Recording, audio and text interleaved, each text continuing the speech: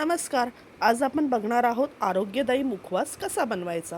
ह्यासाठी मी कढई गरम करून घेतलेली आहे. मीडियम फ्लेमवरती मी 100 ग्रॅम बडीसोप घातलेली आहे त्या कढईमध्ये. चांगली तुम्हाला कुरकुरीत होईपर्यंत ही बडीसोप परतून घ्यायची आहे. बडीसोप सारखी परतत राहा म्हणजे ती खाली लागणार नाही. आता ही भाजलेली बडीसोप मी प्लेटमध्ये काढून घेणार आहे आणि पुढे त्याच कढईमध्ये 100 ग्रॅम मी अळशी घेतलेली आहे. ही अळशी मी चांगल्या प्रकारे भाजून घेणार आहे.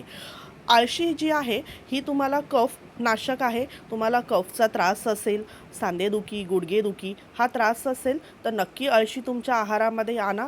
ह्यामध्ये मी 2 ते 3 चमचे सफेद तीळ टाकलेले आहेत आणि हे तीळही मी त्या अळशीबरोबर चांगल्या प्रकारे भाजून घेणार आहेत. तीळही तुमच्या सांधेदुखीसाठी कॅल्शियमने परिपूर्ण असे हे तीळ असतात. तिळाचा वापरही तुम्ही तुमच्या आहारामध्ये नक्की करत राहा. आता हे चांगल्या प्रकारे भाजत आल्यानंतर काय होतं की हे बाहेर उडू लागतं.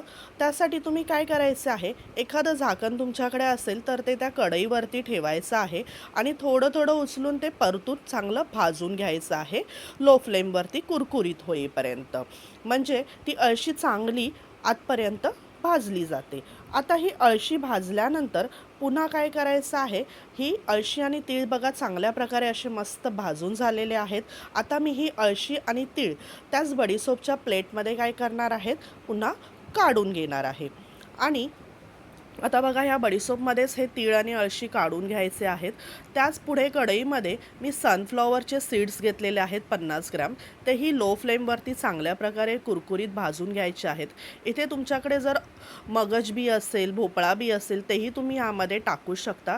तेही कॅल्शियमने परिपूर्ण असे असतात जे तुमच्या शरीरासाठी खूपच चांगले असतात.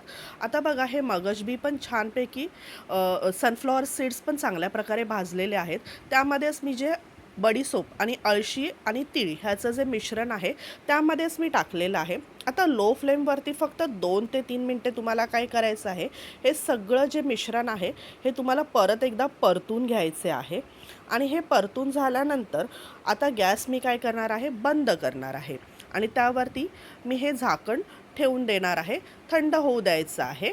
आता साधारण 10-15 मिनटानंतर थंड झाल्यानंतर बघा असं तुम्ही हात लावून बघायचं आहे. जर हे थंड झालं असेल त्यामध्ये तुम्ही काय करायचं आहे, सैंधा नमक असतं, काळं मीठ जे आपण ज्याला बोलतो, ते काय करायचं आहे तुम्हाला अर्धा ते 1 चमचा त्याच्यामध्ये टाकायचं आहे आणि हे मिक्स करून घ्यायचं आहे. गरम असताना मी हे मीठ टाकलेलं नाही कारण की त्याला पाणी सुटतं. मग हे थंड झाल्यानंतर तुम्ही त्याच्यामध्ये पाचकयुक्त असं हे मीठ असतं ज्याला आपण काळं मीठ बोलतो, हे त्याच्यामध्ये चांगल्या प्रकारे पचनासाठी खूप उपयुक्त आहे. त्यामध्ये तुम्हाला मिक्स करून घ्यायचे आहे. आता हे घरगुती पद्धतीचं तुमचं मुखवास जे आहे, बडीसोप आहे, हे तयार आहे. जे तुम्ही काय करू शकता, डब्बीमध्ये भरून ठेवू शकता. बाहेरचं गोडाधोडाचं मुखवास खाण्यापेक्षा हे शरीरासाठी खरंच खूप अतिशय उपयुक्त आहे. खाऊन बघा, नक्की करून बघा. आवडल्यास मला नक्की कमेंट करून नक्की सांगा.